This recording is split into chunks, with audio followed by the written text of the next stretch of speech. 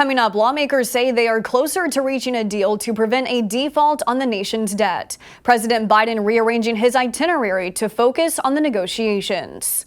And Taco Bell wants to freely use the phrase Taco Tuesday, but it's trademarked. What company currently owns rights to the popular phrase? The rundown starts now.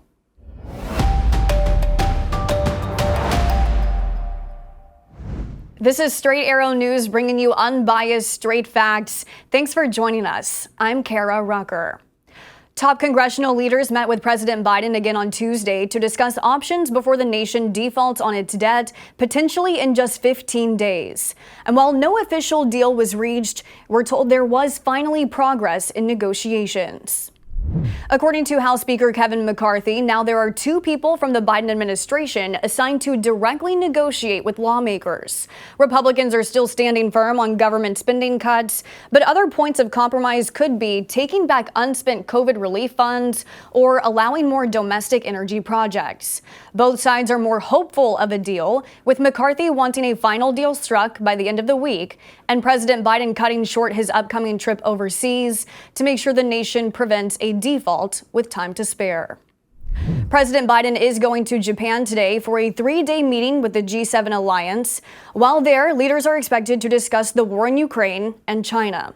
The president was supposed to then head from there to Asia for a planned summit, including leaders from India, Australia, and Japan. But the president is canceling his visit so he can come back to the U.S. and continue work on the debt ceiling. Because that has to be solved prior to the 1st of June. Otherwise, there are quite drastic consequences for the US economy, which will flow on to the global economy. He understandably has had to make that decision.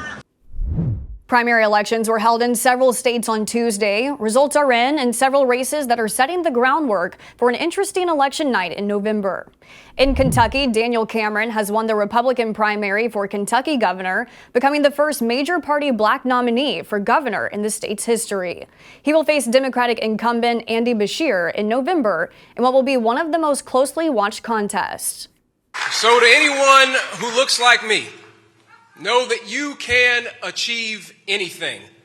Know that in this country and in Kentucky, all that matters are your values. And together, we can make sure that Andy Beshear is a one-term governor. Let's go win this thing.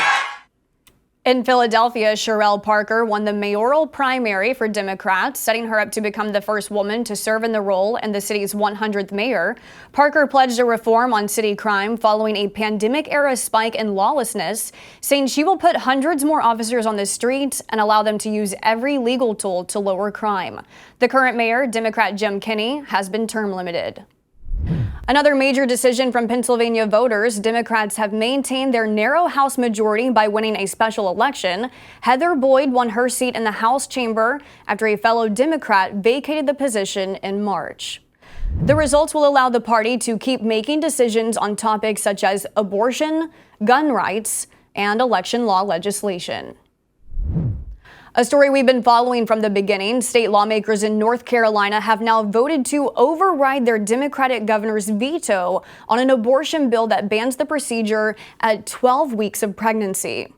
The state House and Senate needed a 3/5 majority vote in both chambers in order to override Governor Roy Cooper's veto.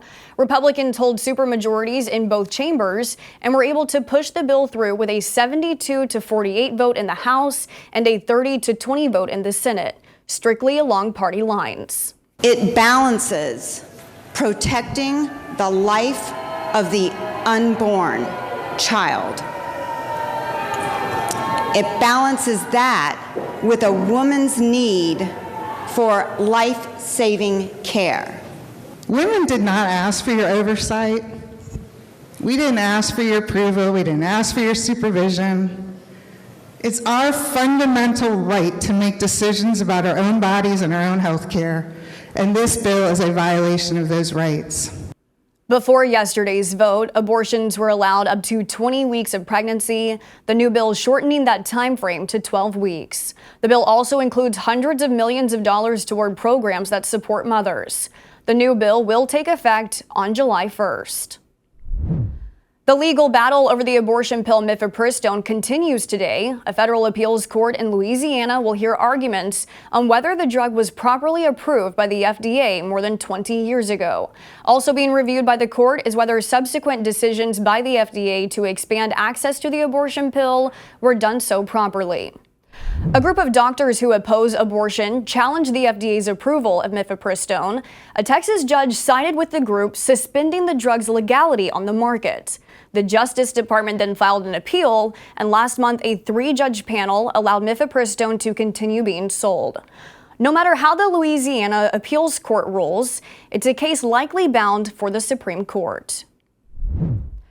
Disgraced Theranos CEO Elizabeth Holmes has lost her bid to avoid prison while she tries to overturn her conviction in a blood testing hoax that once gave her fortune and fame. On the same day, Holmes is ordered by an appeals court that prison is in her foreseeable future. In another ruling, a judge ordered Holmes to pay $452 million in restitution to the victims of her crimes. Holmes is being held jointly liable for that amount with her former partner, who has also been convicted for crimes linked back to the company. Back in November, Holmes was found guilty of duping Theranos investors and sentenced to 11 years in prison.